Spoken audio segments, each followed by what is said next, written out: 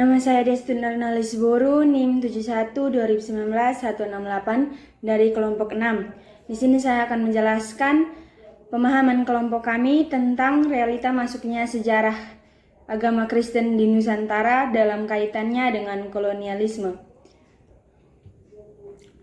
Dari penjelasan yang telah disampaikan oleh Ibu Cindy di kelas SGI,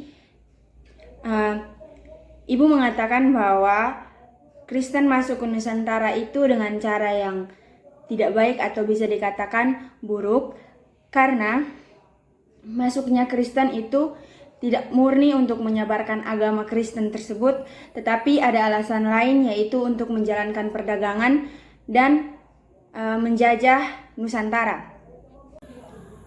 Namun, menurut kami kelompok, penyebaran atau masuknya agama Kristen di Nusantara itu tidak seburuk yang kita kira. Pasalnya, ada beberapa orang yang memang berniat untuk menginjili Nusantara, walaupun hanya sebagian kecil dari mereka, yaitu para penjajah. Sisi baiknya yang bisa kita lihat, agama ini dapat berkembang dan diterima dengan baik oleh masyarakat Nusantara pada saat itu dan bahkan berkembang sampai sekarang. Nama saya Punguan Gihon Togatoro, NIM saya 71-2019-220. Bagaimana memaknai realitas Nusantara Barat dan Timur terkait peradaban bangsa? Menurut saya, memaknai realitas Nusantara Barat dan Timur terkait dengan peradaban bangsa itu sangat penting. Nusantara dari Sumatera, Sulawesi, Kalimantan, Jawa, Nusa Tenggara, Bali, Maluku, hingga Papua, rempah-rempah menjadi kekayaan Nusantara. Rempah-rempah ini yang menjadi target bangsa luar. Tentunya kita sangat bersyukur atas berkat yang diberikan atas Nusantara yang begitu kaya akan rempah-rempah. Tetapi banyak dampak yang ditimbulkan dari kekayaan Nusantara, baik itu positif dan maupun negatif. Shalom buat kita semuanya. Semoga kita tetap dalam perlindungan Tuhan, dalam kesehatan kita semua. Horas, horas, horas. Oke, di sini saya akan menjawab atau menjelaskan soal nomor 3, yang dimana soalnya ialah bagaimana pemaknaan reflektif teologis yang selayaknya dibangun mengenai karya Allah dalam sejarah kemerdekaan Indonesia dan Pancasila. Seperti yang kita ketahui bahwasannya Indonesia itu telah merdeka pada tanggal 17 Agustus 1945. Nah, pada saat itu Indonesia tidaklah merdeka dengan sendirinya, melainkan ada campur tangan Allah yang membantu Indonesia dalam kemerdekaan Indonesia itu sendiri. Dalam hal itu, Allah tidak hanya semena-mena memberikan Indonesia merdeka, melainkan Allah memberi kepercayaan kepada Indonesia agar Indonesia bisa memaknai apa artinya daripada Pancasila itu sendiri yang dibuat oleh Indonesia.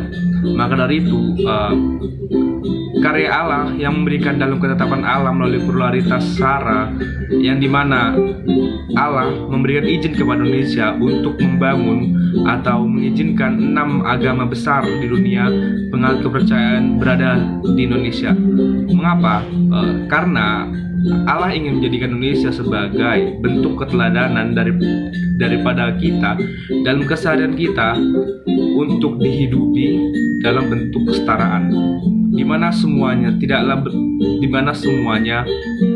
beragam-ragam di Indonesia yang bersatu untuk kehidupan atau untuk kesetaraan Indonesia. Maka dari itu, Allah tidak setengah-setengah dalam memaknai arti daripada kesetaraan, melainkan kemerdekaan untuk menghilangkan ketidaksetaraan di Indonesia itu sendiri. Terima kasih. Nama saya Selviana Sekti Wicaksana, NIM 71-2019-198. Di sini saya akan menjelaskan apa saja potensial yang menjadi tantangan mengkontekstualisasikan sejarah gereja yang meng-Indonesia dan bagaimana langkah-langkah konkret yang harus dilakukan dalam mengkaryakan sejarah gereja yang meng-Indonesia. Tantangan yang pertama yaitu mengenai budaya. Kita tahu bersama bahwa Indonesia memiliki keragaman budaya yang menjadi ciri otentik yang dimiliki oleh Indonesia. Namun, di dalam keberagaman tersebut, timbul tantangan dalam mengkontekstualisasikan sejarah gereja tersebut. Tantangan selanjutnya yaitu kurangnya pemahaman mengenai sejarah gereja, di mana tim misionaris yang datang membawa kekristenan tersebut memiliki visi dan misi yang berbeda. Selanjutnya yaitu gereja belum memiliki corak teologi Pancasilais merupakan konteks bagi negara Indonesia itu sendiri. Karena tradisi Eropa yang masih dipegang erat oleh gereja, khususnya gereja arus utama.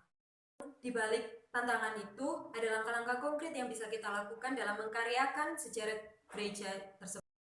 Kita perlu memahami dan mengetahui corak karakter dan budaya di setiap daerah. Yang kedua, kita harus juga mengerti dan memahami nilai-nilai yang tergantung di dalam teks-teks suci yang dimiliki oleh Indonesia, yang salah satunya adalah Pancasila, yang menjadi dasar bagi negara Indonesia itu sendiri. Supaya kita bisa mengkaryakan gereja yang meng-Indonesia dan bukan hanya gereja yang ada di Indonesia. Terima kasih. Baik, perkenalkan nama saya Andres Ragi, NIM saya 712192263. Di sini saya akan membahas tentang bagaimana mahasiswa memahami relevansi pelajaran SGI dengan kehidupan bergereja dan yang meng-Indonesia. Sebelum saya belajar SGI, mungkin saya hanya mengerti tentang aliran agama saya, yaitu aliran Lutheran. Namun setelah belajar SGI, saya lebih menambah wawasan saya bahwa betapanya beragamnya aliran Kristen Indonesia, baik itu aliran Lutheran, Calvinis, Neopentakosta, Pentakosta, Karismatik, dan Katolik. Dan kita harus mengakui bahwa semua itu ialah anugerah yang diberikan Tuhan untuk kita, yaitu di Indonesia. Namun dengan hal itu, gereja harus dituntut menjadi gereja yang meng-Indonesia. Maksud kata gereja yang meng-Indonesia di sini ialah gereja harus mampu beradaptasi di Indonesia dan mengakui bahwasanya kita harus mempunyai agama dan budaya aliran sesuai dengan adat istiadat kita di Indonesia tanpa membawa budaya Eropa atau budaya yang lainnya, dan kita harus mampu menerima akan keberagaman hal itu. Lalu gereja harus mampu juga menerima adanya Pancasila, karena Pancasila merupakan dasar negara sesuai dengan sila kelima, yaitu ketuhanan yang Maha Esa, tentang beragamnya kepercayaan yang esa. Jadi di balik itu semua, dengan adanya keberagaman, kita harus mampu juga berpangku tangan antara satu sama lain tanpa menonjolkan dogmatis atau bahwa aliran kita yang paling benar, aliran orang itu tidak benar. Namun kita dituntut di sini untuk saling menghargai, saling mensupport demi keutuhan Indonesia yang bagus, demi mencapai keharmonisan, kesejahteraan, demi keberagaman agama yang baik di mata Tuhan.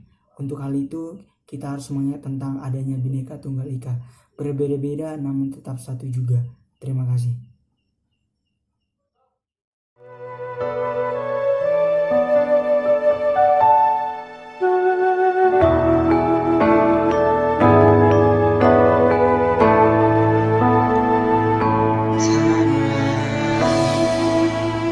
Ku tidak kulupakan